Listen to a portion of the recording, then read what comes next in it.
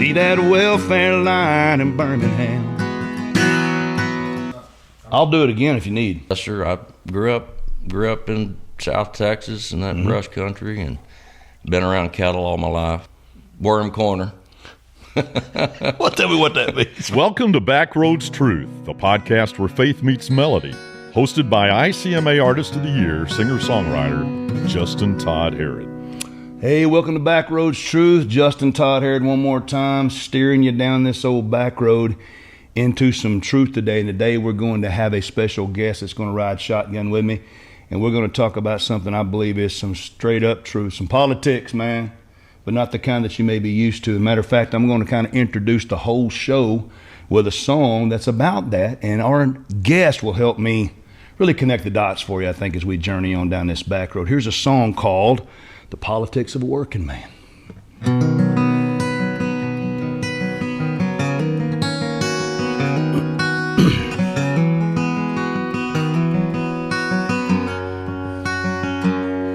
Mr. Democrat, Mr. Republican, have you ever seen an oil well in the Texas sun? Well, if you did, well, I bet you know life in Washington ain't like San Angelo. You make laws and policies, we make oil and gasoline. Mr. Senator, Mr. Congressman, just a boy from Alabama, was a welder's son. That old steel mill fed my family. Now some guy out in LA wants to send it overseas. See that welfare line in Birmingham. Maybe then you could understand the politics of a working man. Yeah, the only thing we know about all this going green is tractors run on diesel and gasoline. While we're trying to make a living with these two hands, and the politics of a working man.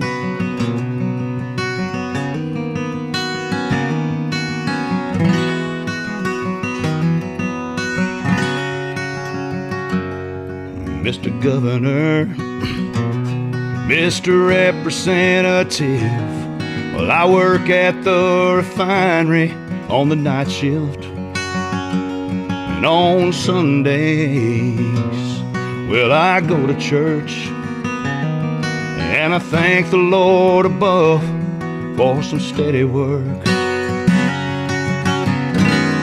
When you see me with that Bible in my hand, maybe then you could understand the politics of a working man. Well, I'm not really asking for another raise in pay. I'm just praying some machine don't take this job away. 'Cause my wife and my children, they're depending on their dad. And the politics of a working man. You could reach across the aisle and touch these callous hands. Forget about left and right. Maybe then you'd understand. Right there in the middle, all across this land, it's the politics of a working man.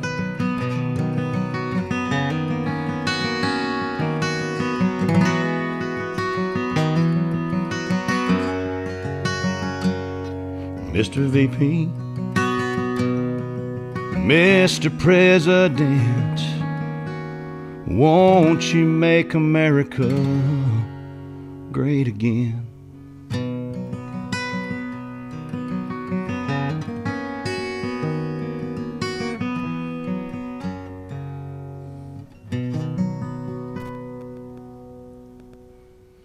Okay, get some light on the subject here, man, on the Backroads Truth. You need headlights when you're driving down the road. Anyway, hey, I hope you enjoyed that song. It's an interesting song because it's got two topics that are almost like they kind of oppose each other: politics and the working man. And so to help me explain that today, we've got a great guest, man, that really, I think, can give us a little more insight on his life as a working man in the oil field, a welder, pretty much everything that song said. We've got a guy today, I think, that's going to help us take a little cruise into some Backroads Truth. Welcome to the set, my good friend, Mr. Robert Reiser. How are you today, buddy? Doing good.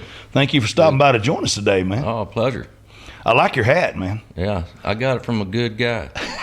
Well, I hope that everybody agrees that.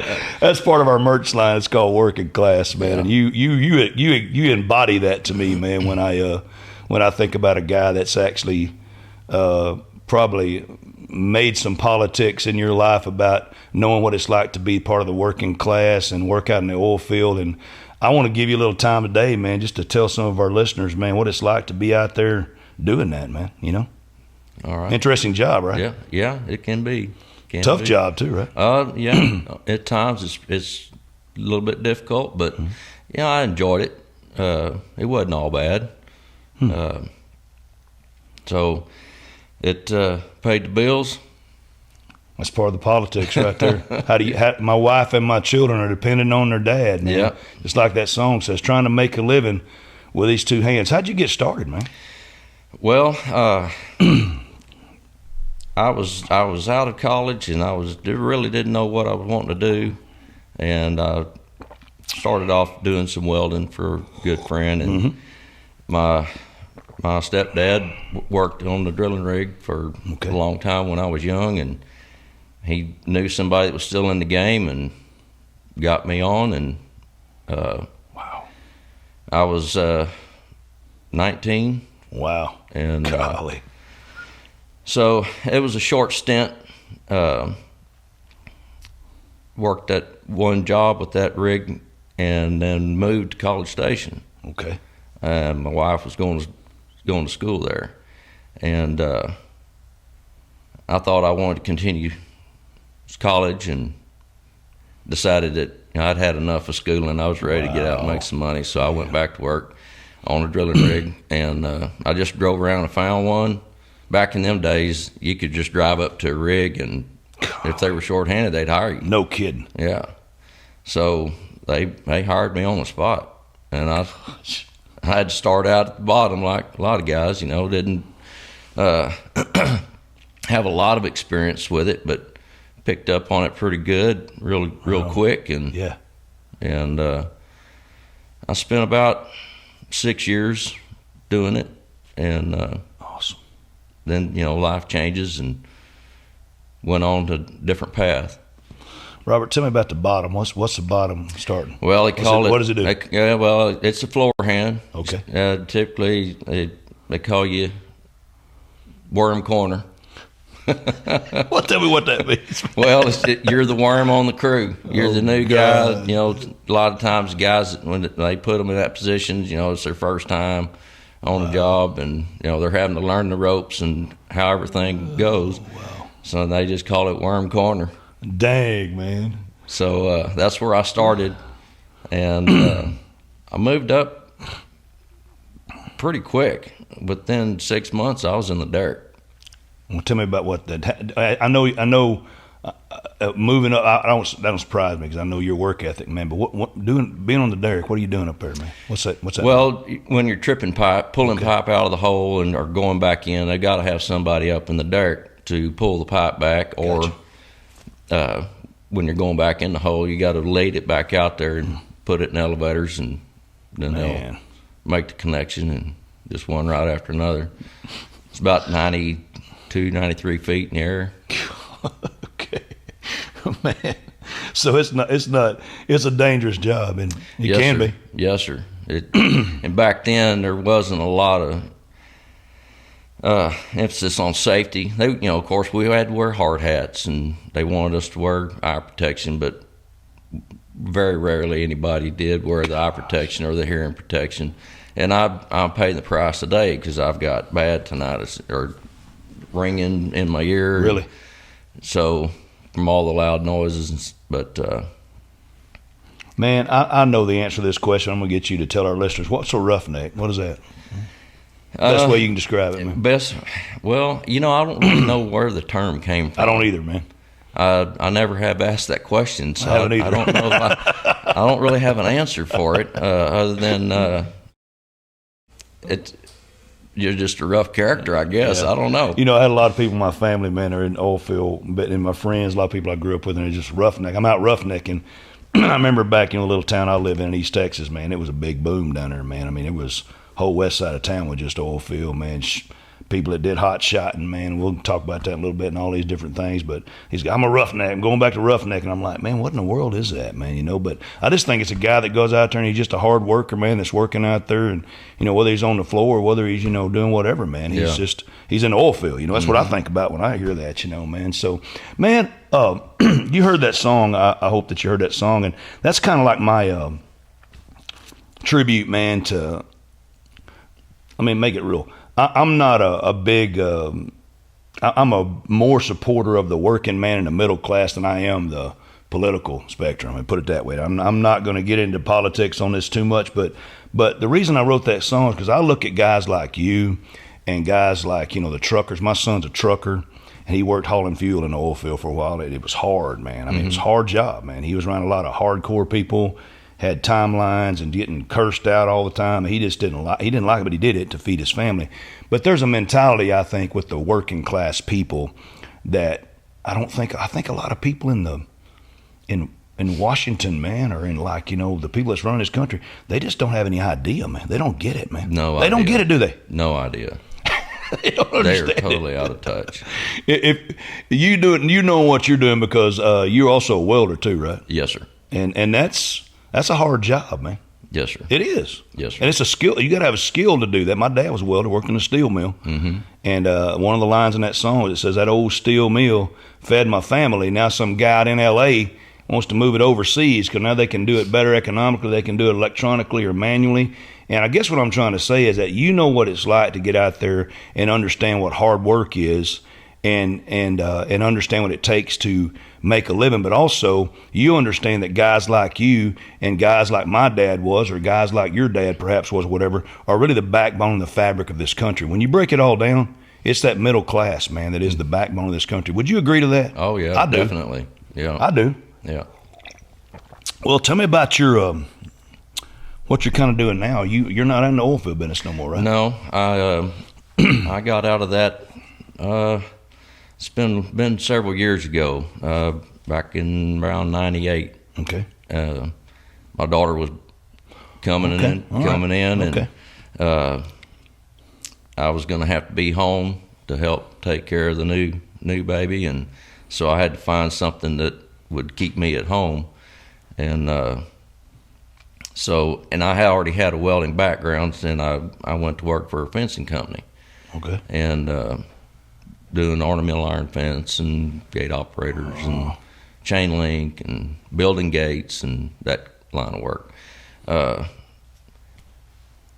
So did that for a while. Then I decided I was going to start my own business, and that's what I did. And there's a man that kind of helped me, kind of pushed me along down that path to start my own business, and it's kind of he was the first job that I had, and here recently he was the last job that I did, because I'm kind of semi-retired now from doing that line of work.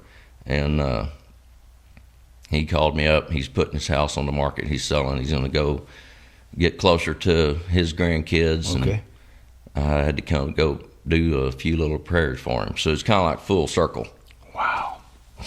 Yeah, he was kind of your your mentor to some degree, maybe in that line of work, and now he's kind of getting out of it, and you're getting out of it. And well, I know you're not completely retired because you pulled up today pulling a big old horse trailer behind your truck, man. So you're a horseman and a cowboy and a rancher too, right? Yes, sir. I grew up in South Texas in that brush country, and been around cattle all my life.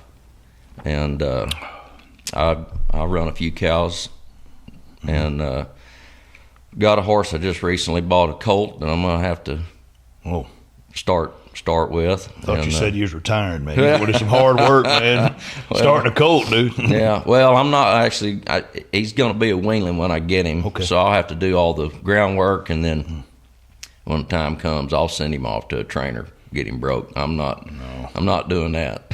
I seen my daddy, man. They did it the hard way. I always tell folks back when my daddy was a cowboy, and I grew up on 2 ranches. And I'm kind of 50% biker, 50% cowboy, 100% redneck, you know. But my dad, there was no horse whispering, you know, back in our days. There was no technology. It was just horse whipping and spurring. That's what I remember seeing with my people, you know. But there is an art to that nowadays, man, of really getting a good trainer to handle them, you know, and put them in a pen and really work them. If they got some good horse sense, you know, and some good smarts about them, you can really come out with a good product, man. Yeah, get a good foundation on them. What do you do horse-wise? Do you raise them, man? Do y'all? No, I just my brother-in-law he's in a member of the El Paso County Sheriff's Posse. Okay. Wow. He's retired from the military, Army, and he's loved horses all of his life, and now he's able to do it. And they have there's a EXCA. It's obstacle competition. Okay. They'll have a 2-day deal, and they'll set up courses each day, and it's a timed event as well. And you're scored on each obstacle, and he does that. He kind of got me into it, and I actually drove back in from El Paso last night. Really? And I'd spent a few days up there and competed over the weekend. And wow. And thank you for making the time for us, man. I appreciate that. Yeah. Dadgum, Glad man. to be here. I'm glad you did that. Well, your family, I know you mentioned a daughter. You got any other children? I've got a son. Okay. Yes, sir. They all around here close? Yes, sir, they are. My daughter's, she's got a pretty good gig. She gets to work from home. She's North Texas Regional Director for the Rocky Mountain Elk Foundation. Say again? So, Rocky Mountain. So, think she could hook us up, man? Yeah. No, I'm just kidding, man. Forgive me, man. Forgive me. No, but she does have to travel some, but she loves it. Man, my son, he's works in electrical maintenance at one of the businesses here in town, and liking what he's doing. Do they do any horse? Do they ride with you any of y'all, or is it more your thing? Or? Well, you know, I didn't have any really time for that when they were little. I was too busy making a living. Yep. And I've got a team roping background. My son wanted to learn, but that's an expensive hobby. And I didn't really. Yeah, you're right. We could talk about that for a whole nother episode, man. You know, that's kind of taken over for golf with a lot of guys, man. And I'm telling you, it's the most. I sing at a lot of them. You know, I go to a lot of team ropings, man. And I see guys, man, that go in there, man, and they just pouring money into this stuff, man. The horse. Yeah. My wife's got one right now that a guy offered to buy off me. He said he really thought he could make him into something. Of course, she don't want to sell him, but I talk to some of these guys. I'm like, dude, I don't know how y'all afford to do this, man. You know, it's expensive. Yeah. But if it gets in your blood, right? Yeah. It's a fun sport. Well, I'm gonna tell you, man. I'm thankful today to have you here because, folks, when you see a guy like him, listen. He's not tooting his own horn. This guy's a real deal. If you can see his hands and, you know, see his body, what he's put himself through working, embodies what really Backroads Truth kind of stands for, is just conservatism, the working man. When I write songs, man, I mean, you mind if I talk about your hat you're wearing a little bit? Go right ahead. I gave that hat to him because we have a merch line, of course, and one of the things that I did was just I made a hat called the Working Class, and it basically has a scripture on it which I can define for you. Just says, the harvest is plentiful, but the laborers are few, and it really kind of has a double meaning, because in that verse it's talking about there's a lot of work to do to go out and work for God, but laborers are few. And so a lot of my songs I write, when I write them about working class people, it's because I grew up that way. I've been around it all my life, and this program kind of really not supports that. It is what it is. It's just backroads truth, but some of that truth is not always just, relatable to everybody. And that's why a song like this one, The Politics of a Working Man, is trying to say, hey, Mr. Democrat, Mr. Republican, Mr. Governor, Mr. Senator, Mr. Representative, I want you to understand that I'm not trying to go against, politics, but I've got a different viewpoint here. I've got a different angle on things. It's life in Washington's not like life in San Angelo, Life in Washington's not like that guy that's out there, man, with it still burning an arc, welded rod out there in Alabama trying to make a living so he can get school clothes for his kids. And so to have a guest like Robert is somebody that you can look at and say, this guy, man, started out young, 19 years old in the oil field, and worked his way up in 6 months. And then he began to have his own business, and now he's almost, he's made a living for his family. So those are his politics, those are his belief ethics, and those are his belief morals and codes, man, that he lives by. And I just want you guys to know that that doesn't make him any more special than anybody else than the guy that's the CEO of a bank.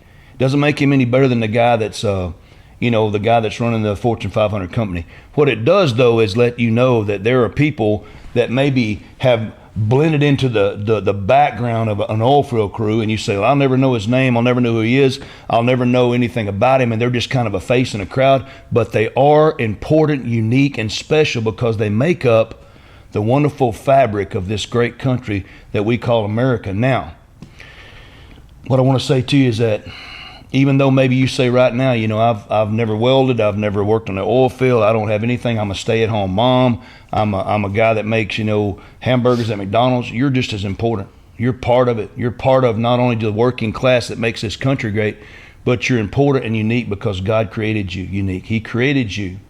He designed you for a purpose, and that purpose isn't to be, a guy that has a welding company. It's great that comes along with it. The purpose is not to be a guy that writes songs and plays the guitar and travels around and sings on stages and trying to become an actor a little bit, things like that. That's part of the purpose. But the purpose is to have a relationship with God, the one who created you, to have that relationship. And that relationship only occurs one way, by putting faith in his son, who gave his life so we could have that relationship and then become a part of that working class that goes out and tells others about that wonderful, wonderful, wonderful relationship that they found. Robert, I know you have that. I know that you have that relationship. I know that. And I know that where you came out of the oil field area, that's a hard place to have a test to share your faith, isn't it? It's a tough place to be. Oh, it is. Yeah. It's probably one of the toughest. My son's told me a little bit, Yeah, there's some rough characters in there. No, they're not all bad, no.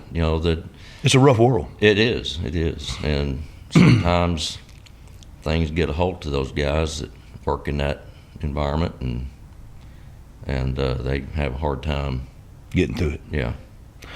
Well, with that question asked, I want to ask you, would you come back and I'd like for you to come back if you can. I know you're busy, and I'd like to talk to you about something else, because you actually were in a video, one of my music videos, right? Yeah.